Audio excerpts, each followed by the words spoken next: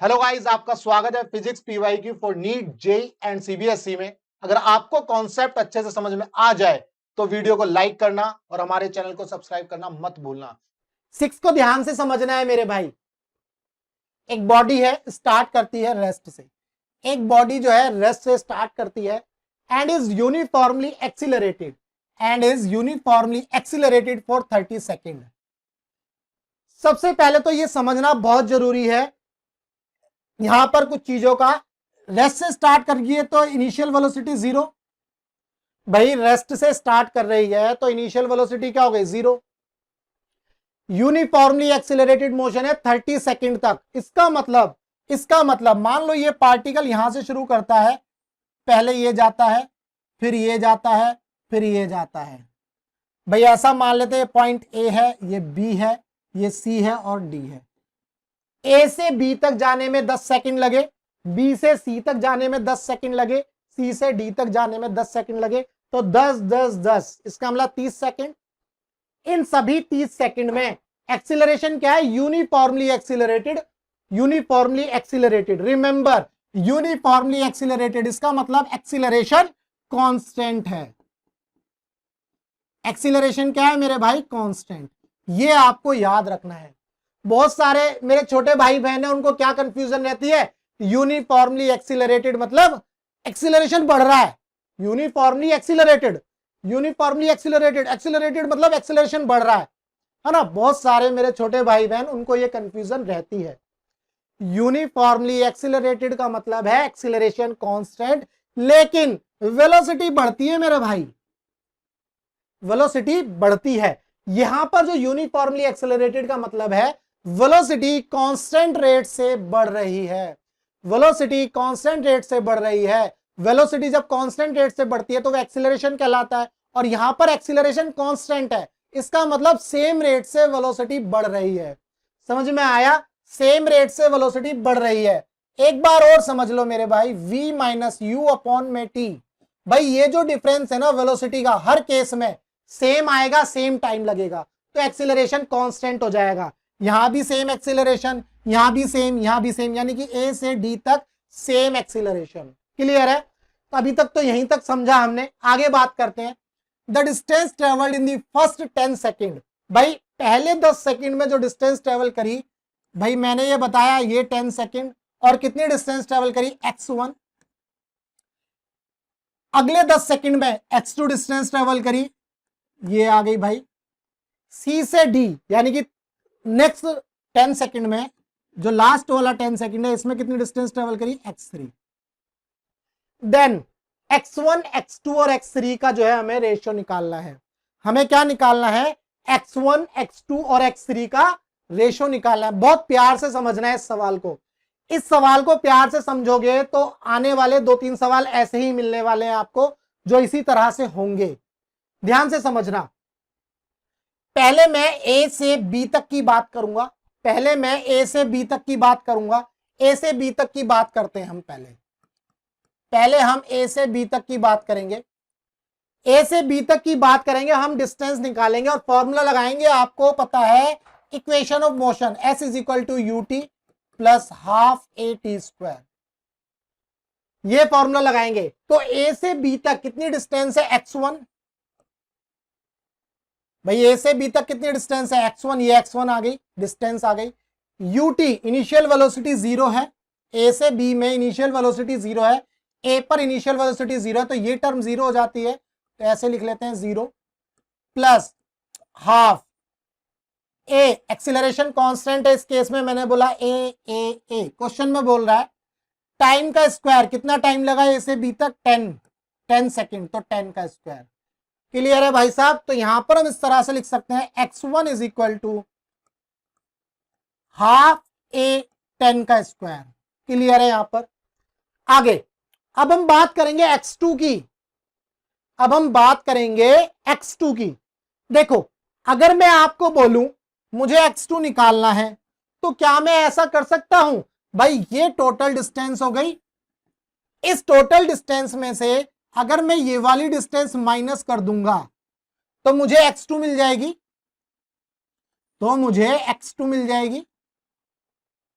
ऐसा मैं क्यों कर रहा हूं? क्योंकि मैं इसको यूज करना चाहता हूं। ऐसा मैं क्यों कर रहा हूं? क्योंकि मैं इस इनिशियल वेलोसिटी जो रेस्ट में है इसको यूज करना चाहता हूं। समझ रहे हो?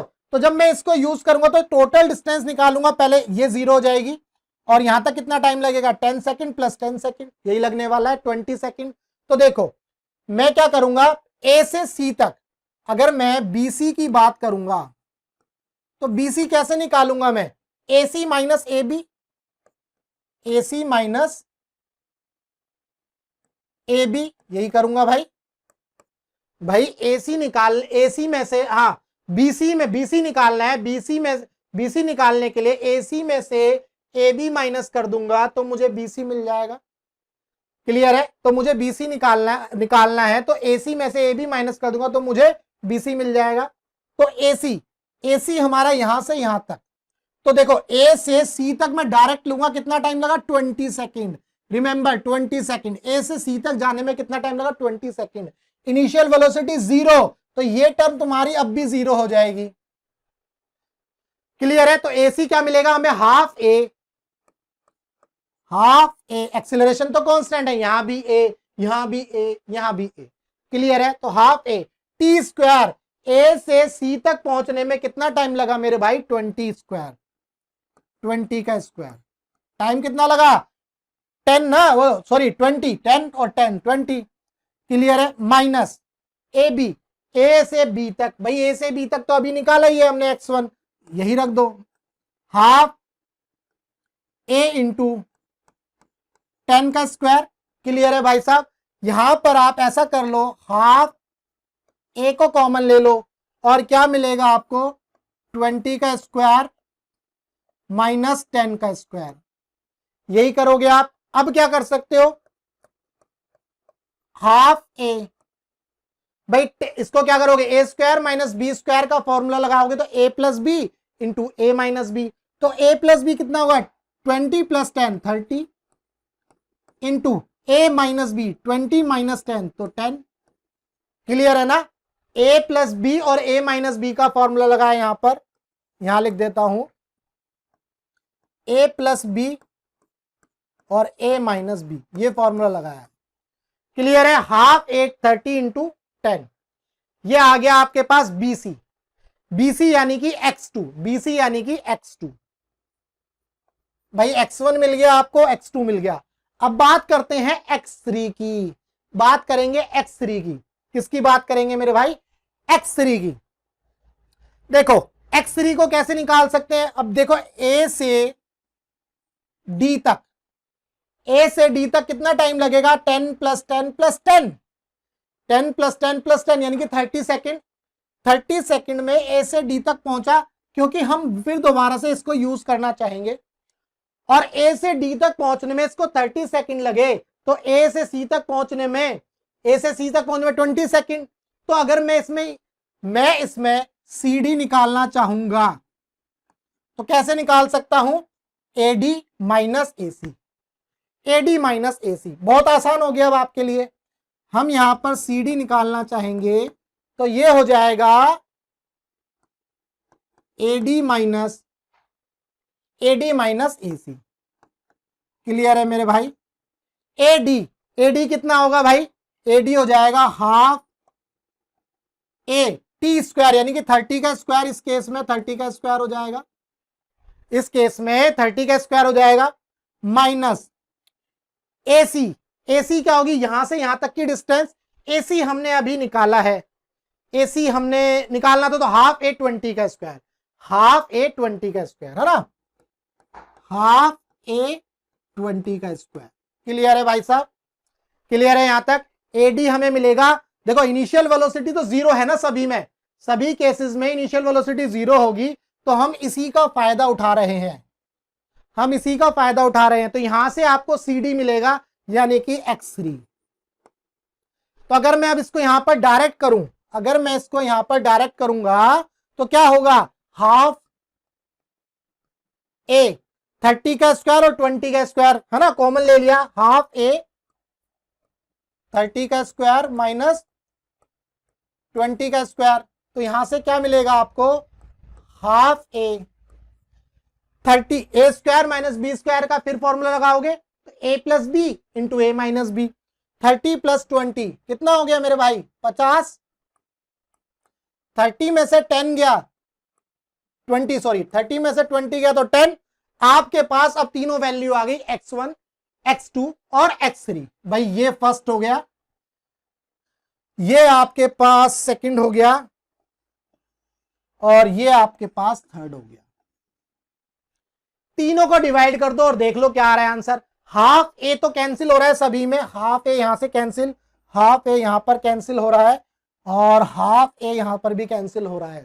तो 10 का स्क्वायर यानी कि 100 300 500 100 300 500 100 रेशो 300 रेशो 500 निकाल लो भाई, 0 0 उड़ा दो तो इसका मतलब 1:3:5 1:3:5 ऑप्शन 3 जो है करेक्ट हो जाता है।